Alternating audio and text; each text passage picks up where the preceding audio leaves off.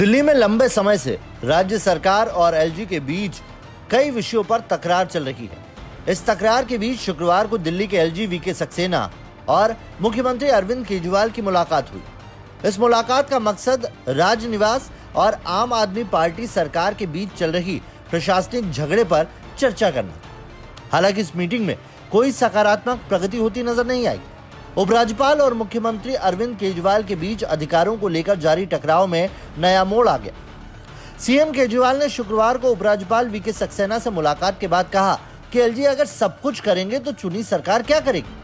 उन्होंने दावा किया कि सुप्रीम कोर्ट की संविधान पीठ के 2018 के फैसले को एलजी ने सुप्रीम कोर्ट की राय बताया और कहा कि वो इसे नहीं मानते। केजरीवाल ने कहा कि सुप्रीम कोर्ट ने अगर कहा है कि एलजी को स्वतंत्र रूप से निर्णय लेने की शक्ति नहीं है तो नहीं है। मेरा निवेदन है कि एलजी सुप्रीम कोर्ट के आदेशों, संविधान और जनतंत्र का सम्मान करे। बता दें कि एलजी से चर्चा करने के लिए मुख्यमंत्री कई सारी किताबें, देश का संविधान, motor vehicle act, GNCTD act, school education act और सुप्रीम कोर्ट के आदेश लेकर गए थे। केजरीवाल कई हफ्तों के बाद उपराज्यपाल के साथ शुक्रवार की साप्ताहिक बैठक में शामिल हुए, लेकिन ऐसा लगता है कि टकराव कम नहीं हुआ। टकराव तेज होने की संभावना दिखाई पड़ती है। केजरीवाल ने कहा कि उपराज्यपाल द्वारा पारित विभिन्न आदेश अवैध और असंवैधानिक है। मीटिंग के बाद दिल्ली के मुख्यमंत्री अरविंद केजरीवाल ने एक प्रेस कॉन्फ्रेंस की और कहा, मैंने उन्हें स्थानांतरित विषयों पर सुप्रीम कोर्ट के ऑर्डर और निर्णय दिखाए जो स्पष्ट रूप से कहते हैं कि एलजी को कोई स्वतंत्र निर्णय लेने की शक्ति नहीं सौंपी गई। सुप्रीम कोर्ट का एक ऑर्डर आया है जो 2019 में आया था। इसमें साफ साफ लिखा है, एक कानून के अंदर, दिल्ली के कानून में गवर्नमेंट मींस एलजी, और उसके नीचे इन्होंने लिखा है, reading the aforesaid definition in the context of constitution bench judgment would clearly mean that LG here has to act on aid and advice of the government of Delhi। तो जब supreme court कह रहा है कि जहां LG लिखा है वहां भी एलजी जो है वो चुनी हुई सरकार के हिसाब से काम करेगा, मैंने ये दिखाया। मैंने ये हाई कोर्ट का एक और ऑर्डर उनको दिखाया, ओपी पाहवा का 1998 का जजमेंट है, जिसमें साफ साफ लिखा है, मोटर व्हीकल्स एक्ट में साफ साफ लिखा है कि lieutenant governor is government of Delhi, लेकिन उन्होंने कहा he has to act on aid and advice of Delhi government. मुख्यमंत्री के बयान पर राजनिवास का जवाब। उच्चतम न्यायालय के आदेशों और प्रशासक के रूप में शक्तियों के बारे में उपराज्यपाल वीके सक्सेना को लेकर मुख्यमंत्री अरविंद केजरीवाल के बयान भ्रामक और एक खास एजेंडे के तहत मामले को मोड़ने का प्रयास है।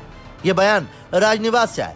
राजनिवास के अधिकारी ने कहा कि उपराज्यपाल ने मुख्यमंत्री को हर मुद्दे का राजनीतिकरण नहीं करने की सलाह भी दी है। वहीं दिल्ली सरकार ने भी बयान जारी कर राजनिवास के आरोपों का खंडन किया है। राजनिवास के अधिकारी ने कहा कि बैठक के बाद प्रेस कॉन्फ्रेंस में उच्चतम न्यायालय के आदेश, प्रशासक के रूप में शक्तियां, सभी विषयों पर सर्वोच्चता और अधिकारियों को निर्देश देने संबंधी उपराज्यपाल को लेकर दिए गए सीएम अरविंद केजरीवाल के सभी बयान भ्रामक है, स्पष्ट रूप से झूठ है और मनगढ़ंत है। राजनिवास की तरफ से कहा गया, मुख्यमंत्री को संविधान के प्रावधानों, संसद के अधिनियमों और उच्चतम न्यायालय के निर्णयों के अनुसार कार्य करने की सलाह दी गई है।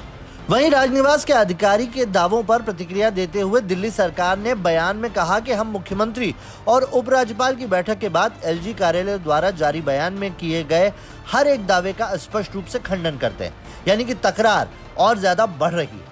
राजनिवास के अधिकारी आगे कहते हैं कि बैठक के दौरान उपराज्यपाल और मुख्यमंत्री ने दिल्ली के शासन, प्रशासन और विकास से जुड़े विभिन्न मुद्दों पर विचार विमर्श किया। उन्होंने कहा कि उपराज्यपाल ने टूटी और गड्ढे वाली सड़कों, बढ़ते वायु प्रदूषण और यमुना नदी की बिगड़ती स्थिति के अलावा 8 वर्षों में कोई नया फ्लाईओवर या अंडरपास, अस्पताल, स्कूल या कॉलेज का निर्माण नहीं होने जैसे मुद्दे भी उठाए।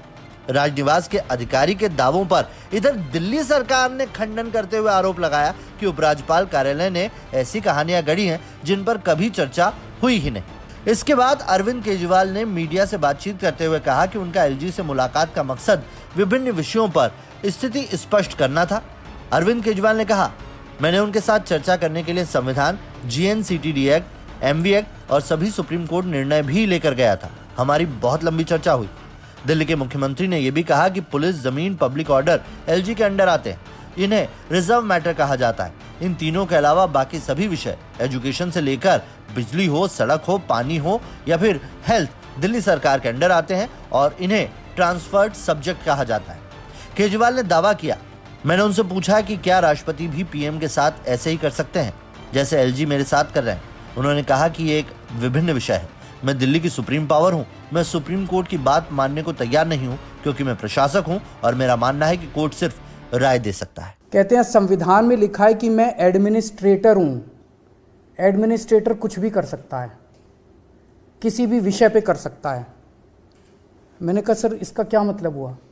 कहते हैं कि अगर मुझे लगेगा कि सरकार कुछ गलत काम कहीं कर रही है तो मैं किसी को भी कोई भी आदेश दे सकता हूं।